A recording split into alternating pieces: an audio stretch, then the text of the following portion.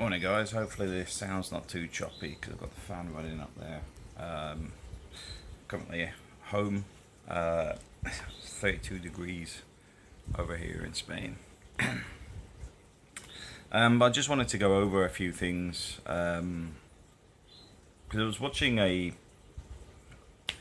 was it on Instagram? Because the thing is, I can't call it TikTok video or whatever because I'm never sure if it goes TikTok to YouTube to what. Because TikTok's a bit more flexible on where it posts. So I think it originally started in TikTok, but it was on about a guy that was in the UK that basically got rid of his car, cycled to work instead, didn't buy any new stuff, clothes, all that sort of stuff, and basically he found that it was nearly 70% of his expenditure he didn't need to do in many senses. To the point that they actually downsized on the house, moved to a different area, and found that they can live on a fraction of what they were living on before. But the big thing here is we're not talking about becoming a hobo or something. We're talking about being realistic, because the bit when people are talking about there's a big thing on the financial crisis in the UK. And don't get me wrong, I haven't been short of cash for a long time, but when I was, I adjusted to it. I mean, this is the thing. I understand it. When you're going through your student years or whatever, it's beans on toast. It's making cheap meals, and you can do it. But I do think a lot of people don't know how to cook. I mean, my childhood was a lot of chips, because you get a sack of potatoes dropped off once a week or once a fortnight, and it was chips and sausage, chips and eggs, chips, then chips and spam, chips and something. The point being is a sack of spuds back then was probably about £3.50, which was enough to feed an entire family for at least a week. Where today you go down the ready meal route, you're talking £1 upwards per meal, and I'm just throwing that out there because I know some people go, well, people should be able to choose and blah blah. Problem is, society, if you looked at the fall of Rome, that should have already occurred. When your nation has got to a point where it can't fund itself, it should have already collapsed. But what you've got is this false stagnation. Like in the UK, they've extended the mortgages to 30 years. They're trying to get more people to buy in at the bottom end to inflate the prices because the market is just debt. But anyway, moving past that, the point was you can actually reduce your cost of living significantly. It's like now I'm going through this change of companies. I'm finding financially I'm a lot better off. First thing is I had a company car that was costing me £300 a month in tax. There was no benefit to me whatsoever. I hardly used it. It's just exploitation for taxation. Because the other side of that being is if you don't have their car, you've got to have a car that's less than 5 years old. Nuts. But even then, I think the car allowance stuff got wiped out. So yeah, the company car and nothing really. Just a bad setup. But anyway, change of companies though, you find you can have any car and then get paid the mileage. So instantly I'm £300 better off on the taxation. Then you start to find that you're actually getting paid to travel. And then obviously there'll be some compensation relating to actually having your own vehicle rather than a company vehicle. So financially that's better off. But then you start looking at other things, like we've got the mortgage left on this place, so we've got some renovations I've already budgeted for. I want to get those finished. There's no point even getting all excited about new stuff because we're still waiting for the builders to finish the stuff from last year. Don't get me wrong, the house is now livable, but the top deck, which is my office deck, is still waiting on the conservatory and the balcony to be done, which just means you end up with a lot of clutter in the other areas. But then I've got other stuff going on, like today I'm putting up this canopy here. Morning, Zoe! which will be going outside for a bit of cover from the sun. Also cuts down on any risk of directional rain, if you leave the window open. So the point being is, for me, it's now moving to just get the debt wiped out, wipe off the mortgage, because once the mortgage is gone, the cost of living considerably drops. See, I rent a place in the UK as well, and that's costing me some money every month. But when you start going, okay, if we got rid of a car, because we've got 2 cars now, because we've got one in Spain, one in the UK, I've got this saving. If I got rid of the place in the UK, I've got this saving. If I can get to full-time remote, or even part-time remote, once it's up and running, my cost of living just goes like that, because you don't need the flights backwards and forwards, you don't need the trains backwards and forwards. You're literally finding that you can live on half or a third of your actual income, and in some cases even less. I mean, realistically for us, if I paid the mortgage off, we could live easily here on probably €800 a month without actually having any serious impact. You're not living frugal, simply because a lot of stuff here is already free. Want to go scuba diving? There's the beach. Just walk straight in. Scuba diving, snorkeling.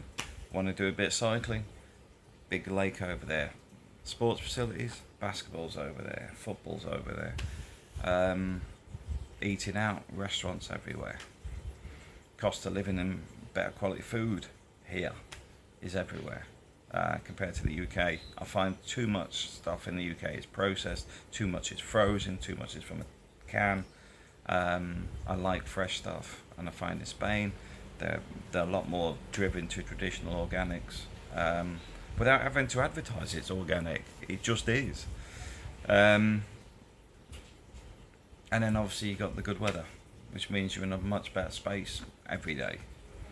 So my point being of the video is, it's worth assessing what you spend your money on, because you may find you spend a lot of stuff on eating out that you don't need to do. You might be better off doing a cookery class if you can't cook, because then you've got another life skill, but at the same time you've reduced your cost of living significantly. You may find that like I say, you got a company car, it's all shiny, it's all new, it's costing you money. If you don't need it, get rid of it. The money's better in your bank and better being spent on stuff that you need. Cause you may be working to pay your mortgage, so if you could save $300 a month on what you're paying the company, for tax wise, then that's £300 a month you could be paying off your mortgage instead. Because I count things in years, I don't count it in monetary terms. So for example, I was talking to David the other night, and I mentioned the same to Carlos. I says, the problem is, it's like this house, I work it out in years, and where we are in Spain, we've got a good deal where we are, but realistically, for a 3-bedroom house in the UK where I am currently, I'd be spending maybe £350,000, which you count that in years. How many years is that going to take to pay off? It's just not worth it. Life is something that's burning. It's a candle that's going down, never goes back up. So it's much better to actually invest somewhere you want to be, even if it's short-term commuting. I remember there was a guy, he's working in Richmond. I can't remember what he was doing in Richmond in Surrey. But it was fairly expensive to live, but he bought a house in Malvern, because he basically lived in a bedsit for so many years that then allowed him to buy the house in cash. So now he's got his house, he's still got the place in the bedsit thing for a couple of days a week, but now he's moving to Malvern full time, but he's debt free. He made say 5 years of sacrifice to get where he wants to be, but that 5 years would probably be 20 years to somebody else, in the sense of you got locked into debt. So I do recommend keeping your costs down where you can. That's why you find a lot of people on like laptop lifestyles are some of the tightest people I've ever met.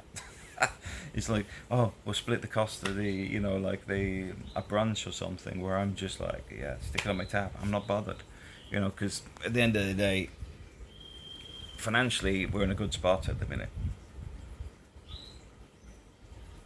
Go drink my coffee because it's going to go cold under the fan.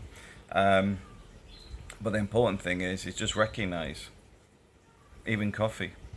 I've got to admit, I do like good coffee, but it doesn't mean I buy the little capsules that cost what 5 pence each. Um, Learn to make coffee with a grinder, and that's the grinder for coffee, not the other type of grinder. Because it's those little bits of being thrifty, and like I said, it's a positive thrifty in the sense of you're actually probably getting better quality. Because like teas, I have a lot of expensive teas because I like tea. But the point being is, I'm not going into a Starbucks or something for a £3.50 tea or coffee, unless I've got a meeting there. Um, I'm making it at home with a coffee maker and a tea. I can't call it a kettle because it's not kettle. It's a tea water heater. Um, because you can get better quality at the same time. It's a fraction of the cost. So it's not always about sacrificing beyond the laziness aspect of someone else doing it for you. Because I do find Starbucks and all that just overpriced, overvalued, and overrated. But if you're looking at getting free of the binds of life, is actually look at what you're already spending your money on, because you may already have more than you realize. When you start factoring in years, say you wanted to buy like say a house in Spain, it costs X, and you currently can only save 300 a month or 200 a month or whatever it is. When you start reducing your cost of living, you'll find that increases, which means the number of years it takes you to get to your goal decreases, which means you get there sooner, which means you enjoy it more, because you've got more time to enjoy it. And for me, I probably got another 4 years to get this house paid off. At that point, I could sit back and relax. I mean, to be fair, last year was a lot more stressful than it should have been. I mean, because you got the house purchase, we had some other stuff going on, then you got the COVID stuff, and you got all the general headaches, and then where I was working was just a horrible place. But now it's on the upside. You got through the initial construction phases, the mortgage phases, first year paid. Been able to pay a bit extra because of the COVID stuff kept me from traveling as much, so there was money still in the bank. We've managed to already knock about a year and a half off the mortgage on top of the year we paid, so that's 2.5 years already gone in the space of 12 months. And now I'm changing companies and everything else, I expect that will accelerate. So although the mortgage was 20 years, I expect it to be gone in 4. If we can do it sooner, I'll be happier. And then I moved to investments and stuff. And I know people are predicting the downturn and the market changes and stuff. One of my things is just recognizing there's always bad news. We had COVID, monkeypox, Ukrainian war. There's always an excuse to make cost of living more expensive. So bear that in mind. When I look at fuel prices, I'm not expecting them to go back down. I'm expecting this to be a drive to force more people to work from home in a very, what would you call it? Like a silent political change. At the same time, you've got companies trying to force people back into the office. The only problem they've got is, well, let's face it, a lot of them have got land that they paid rents and stuff on and nobody's using them. But they may be still stuck into a 15-year lease or something. But yeah, I mean, a lot of this stuff there where people are trying to force people back is often the land developers that own large bits of land, especially in London. But ultimately, I think hybrid is better for most people, because I do think it's important that you do meet people face to face, because um, there's a different level of communication at that point, which is often beneficial. But at the same time, I do understand that, like myself, 90% of the stuff I need to do is actually on a laptop or a computer.